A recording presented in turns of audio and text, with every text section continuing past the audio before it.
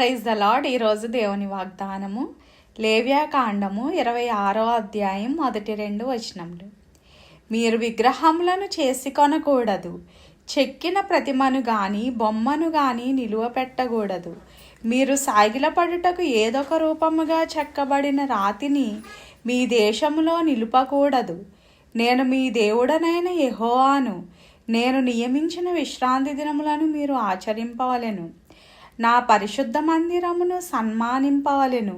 నేను యెహోవాను. మన ప్రియమైన పరలోకపు తండ్రి మనకి చాలా నిబద్ధత కలిగిన ఒక ఆజ్ఞని దేవుడు అనుగ్రహించాడు. మనం ఎప్పుడు కూడా విగ్రహాలకి మొక్కకూడదు, రాతిని కూడా మనం మొక్కకూడదు. చాలామంది రాళ్ళని, చెట్టుల్ని, పుట్టల్ని పూజిస్తూ ఉంటారు. కానీ మనం మాత్రం అలా చేయకూడదు. దేవుని ఆజ్ఞను మనం ఎప్పుడు కూడా మేరకూడదు. మన విగ్రహాల్ని పూజించడం కానీ, వాటికి మొక్కడం కానీ, వాటికి అర్పించిన నైవేద్యములు తినడం కానీ అలాంటివి ఎప్పుడు కూడా మనం చేయకూడదు. మన పరలోకమందున తండ్రిని మాత్రమే మనం పూజించాలి, ఆయన్ని మాత్రమే ప్రార్థించాలి. ఆయన్ని ప్రార్థించిన ప్రతి ఒక్కరూ కూడా ఆశీర్వదింపబడ్డారు. అట్టి విధమైన ఆశీర్వాదం దేవుడు మనకు అందరికీ కూడా అనుగ్రహించునుగాక.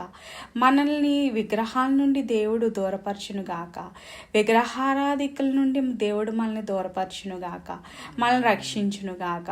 మన ప్రియమైన పరలోకపు తండ్రి మనల్ని ఆశీర్వదించునుగాక. ఆమేన్. హల్లెలూయా.